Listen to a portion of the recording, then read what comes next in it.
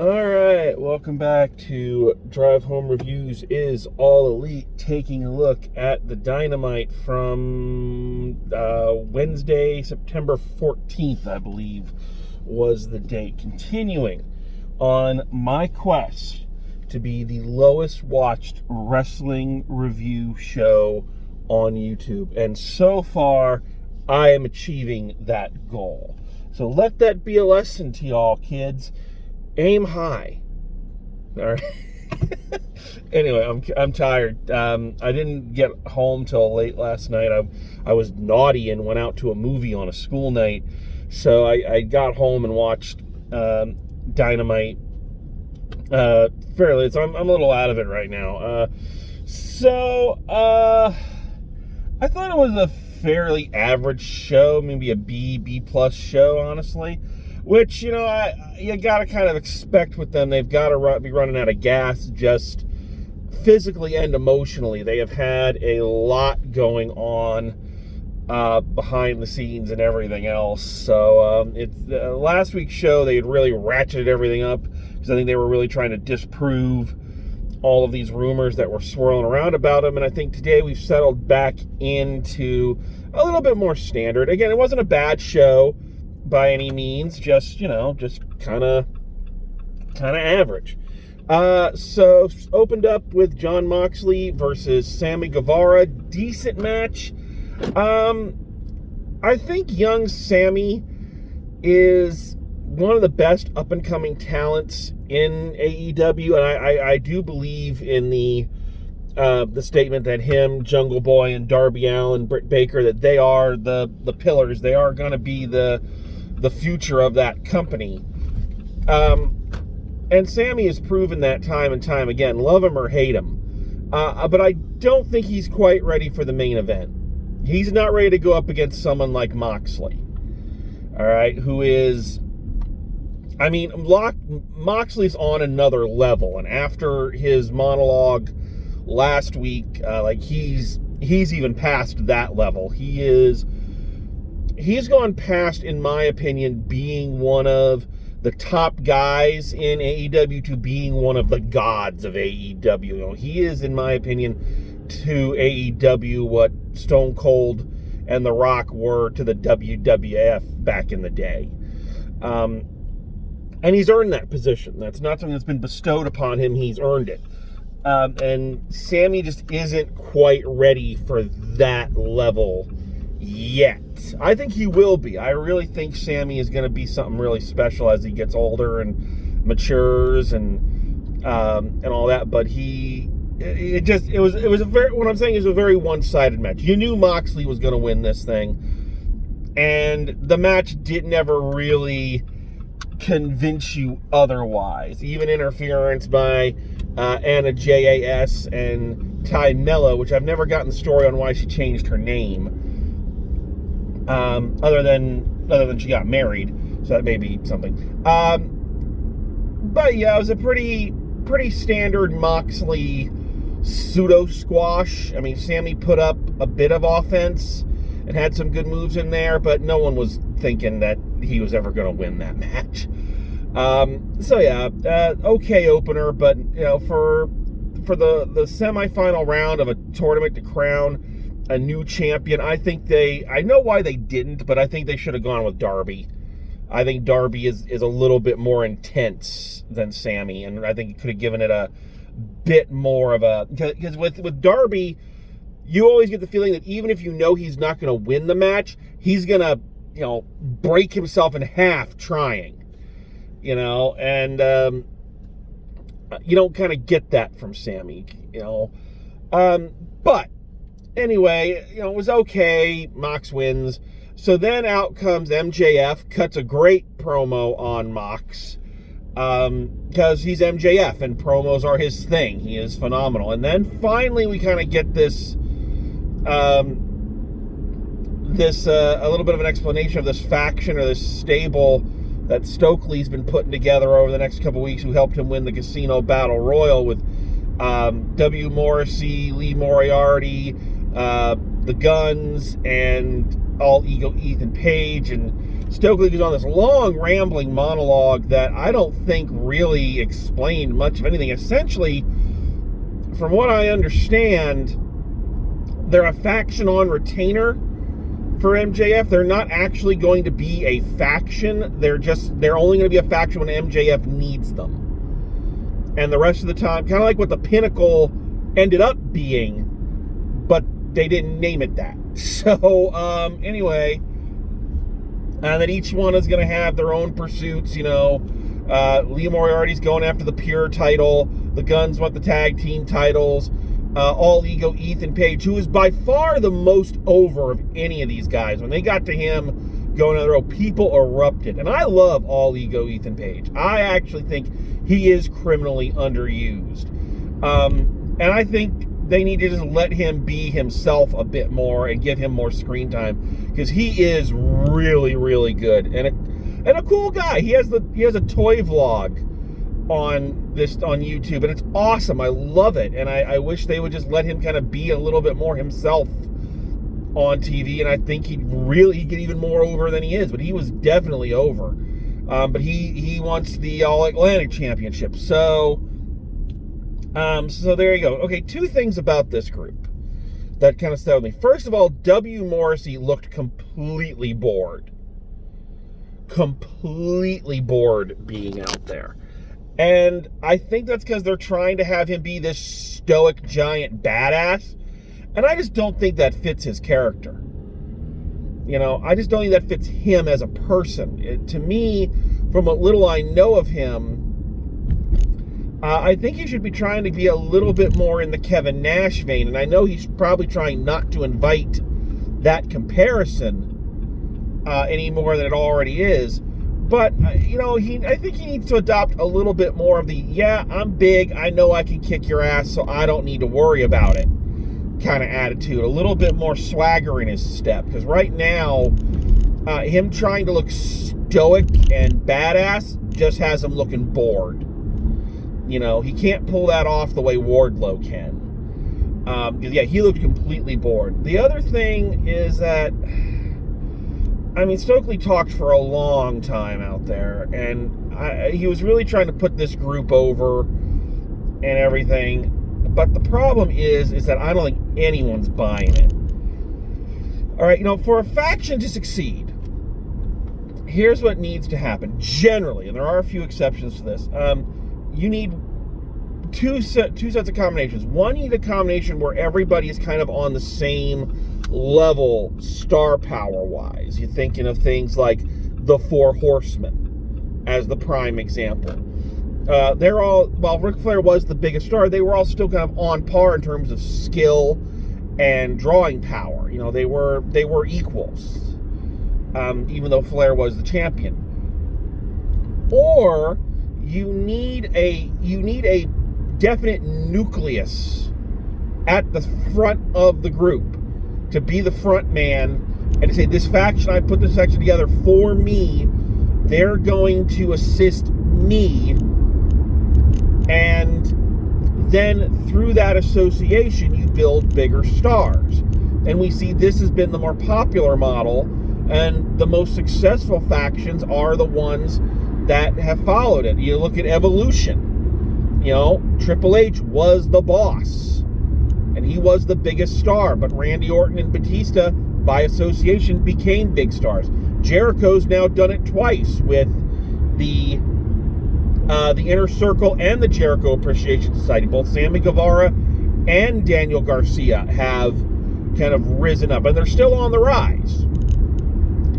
Even something huge like the NWO. Yes, Hogan, Hall, and Nash were the big names in there, but they elevated guys like the Giant, like Buff Bagwell. When you just have kind of a group of mid-carders all together, that very, very rarely works. Sometimes it can. The second incarnation of D-Generation X is an example, but Hunter had already kind of been elevated through association with Shawn Michaels.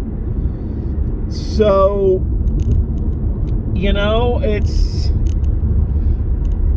not to say that it can't happen. It's just to say that I'm looking at this group of mid-carders, and I don't see anybody being put forward, a leader in there to kind of make them mean anything. Now, again, I could be completely wrong, and I don't think having a single manager or spokesperson or whatever the hell Stokely is, I don't think that's gonna work. You know?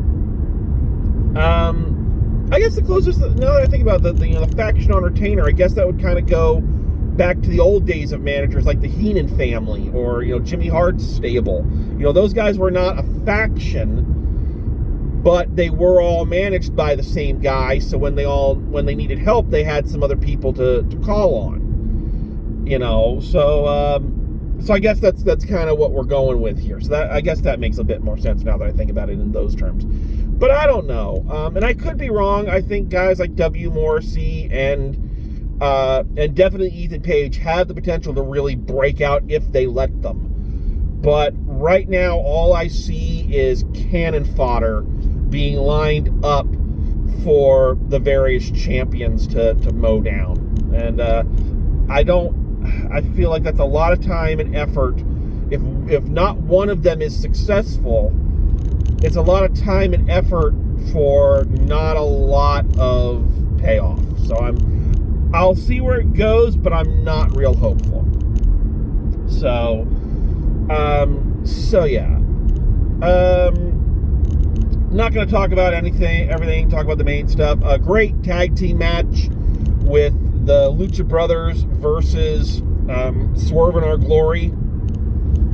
Weird that they were having a World Tag Team title match a week before. We already know that Swerve in Our Glory is going to take on the Acclaimed in a rematch.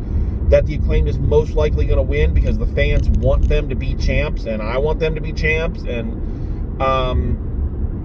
so weird that it just wasn't a regular match, but I guess they decided let's up the ante here. And they're a great match. Lucha Brothers are probably the greatest tag team working right now. Even with the Young Bucks being on suspension, I still think the Lucha Brothers are better. And Swerve in Our Glory, they are incredibly impressive. I know a lot of people were like so on them when they won the titles, but honestly, I think they've improved, which is sad because they're most likely going to break them up and have them do a breakup angle. They've been positioning Swerve as a heel, and people just love Keith Lee. I mean, how can you not? So it's going to be interesting to see how that all plays out. This is something interesting that I really like about AEW. This is something I've liked about AEW from the beginning, is that they're not afraid to have their big guns lose. And I hear this discussion a lot on, Wrestling Press and the Wrestling Observer Live, and all these people talking about, if this character or this team loses, it kills their momentum. Oh, you just had your trios tag team champions lose, so that kills their momentum. How? If they're booked strong, the occasional loss doesn't do anything. I always equate, AEW has always tried to present itself as a more sports program than a sports entertainment program. Well, in sports, sometimes your big team loses. No team, just take the NFL. Like, no team has gone undefeated, since the 70-something Dolphins. So your top teams lose occasionally. Does that kill their momentum? Does that destroy them? No, they got to come back the next week and get another win. So I think they've always been very smart about that, and like having letting their big names lose occasionally and go, yeah, they lost. It's a sport. They're gonna lose occasionally, and they just got to dust themselves off and come back at it again the next week. And I think they've always been very good about that. It hasn't hurt a lot of them. It definitely hasn't hurt the Lucha Brothers cred. So yeah. Powerhouse Hobbs squashed a guy. Ricky Starks came back. They're obviously going to do more on that. Had a women's tag match, which was decent. Big news there is Jamie Hayter came back, attacked Toni Storm. but also seems to still be on the outs with Britt Baker. I really want to care more about the women's division. I really do, because they have great talent and the matches they put on are good. It's just, I don't know what's wrong with that division and what's been wrong with that division since day one. And it feels like every time they get some steam built up to maybe put it on the map a bit more, it dies down.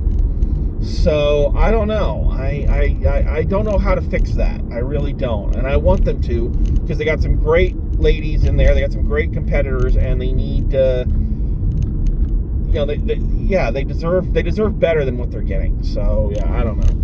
And then of course, main event, Chris Jericho versus Bryan Danielson rematch in the tournament.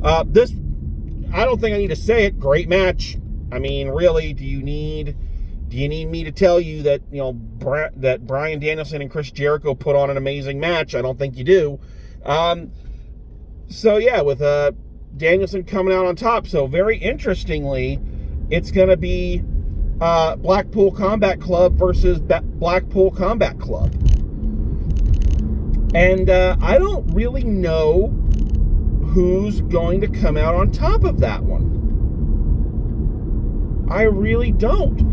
The conventional wisdom says Moxley.